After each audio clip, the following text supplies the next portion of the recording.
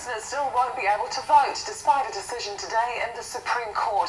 It's upheld a High Court ruling that a ban is inconsistent with the Bill of Rights. Here's political reporter Mikey Sherman.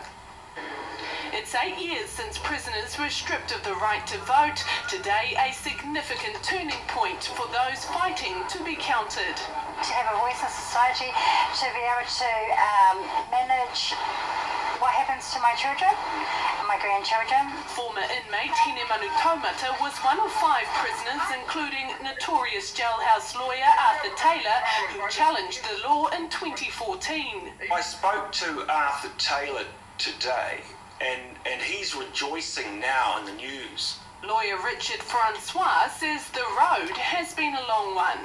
To actually finally achieve the result that we have been seeking for so long is very, very gratifying.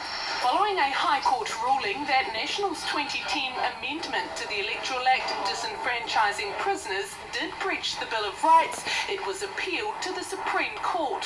Today, the Supreme Court upheld the High Court finding stating courts do have the power to rule laws inconsistent with the Bill of Rights Act, and that the ban on prisoner voting was an example of such a breach. Sometimes it's best not to appeal and leave the matter dealt with in the lower courts. The higher up you go, the more authoritative the ruling. I've expressed a view publicly before. I'm not a fan of the 2010 amendment.